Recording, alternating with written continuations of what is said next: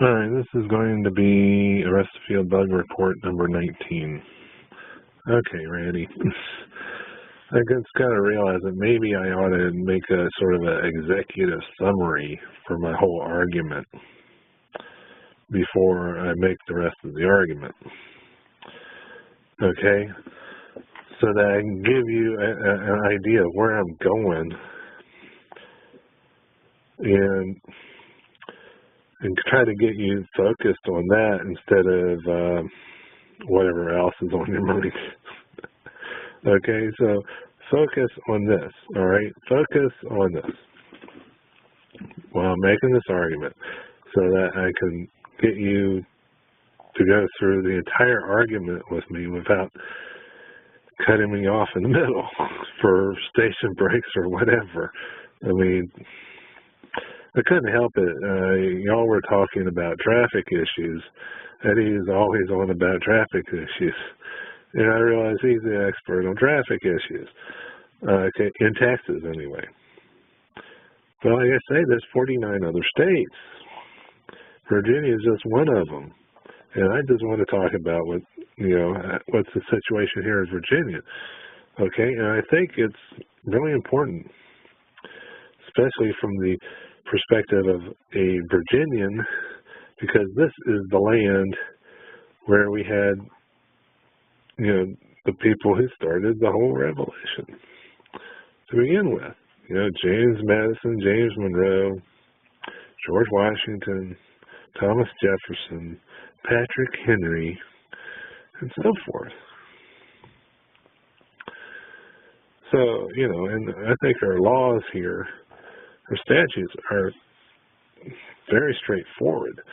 The thing is, you think you can, the problem with a lot of these laws is that if they don't follow the process that's laid out in the law, there's actually no penalty for it. Okay? And that's what I was looking to do. I was looking to put this particular statute together with another law that does exact a penalty.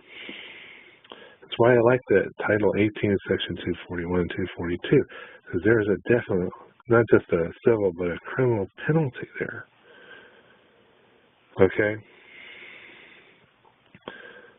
So, when I read, Virginia Code here, the Criminal Procedure Code, 19.2-82, and I saw that they were supposed to give you the opportunity to speak, not just appear. Appear means see and speak and hear. Okay, once I saw that in that statute, I was like, yeah, freedom of speech, man. That's a constitutional right. It's being deprived, which would be a violation. All right, that's where I was going. It's a violation of that statute, federal statute, Title 18, Section 241, 242. Okay, I learned about this stuff from you guys, but for some strange reason, you never kind of put that title, that section together with. See, I'm explaining my whole argument here rather than just making the summary. I knew that would happen. I mean, once I get started, I got to keep going. Sorry. But, I don't see you guys taking that title, that section of the code there and saying, okay, let's look through the code in our own state and look at where they're supposed to give us the opportunity to exercise our rights.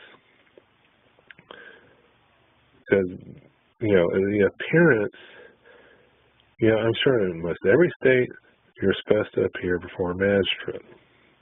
Well, what does appear mean? See, speak, and hear. Speak. All right, when I saw that word speak, I was like, whoa. That's the connection that I needed to, show that they were violating my freedom of speech. They were limiting it, okay, in that circumstance. I think that's key. That's where I was going. And what I was,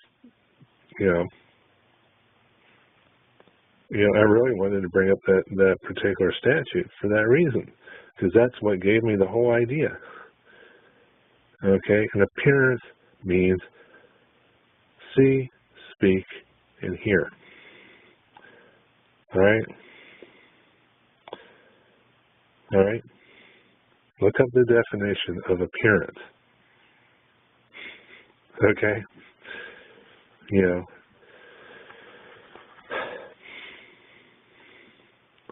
See, speak, and hear. All right? If a person has a problem speaking, who knows? If a person has a problem hearing, then they have to overcome those. I think by law they have to overcome those problems. Okay, they must give you opportunity to see, speak, and hear with the magistrate,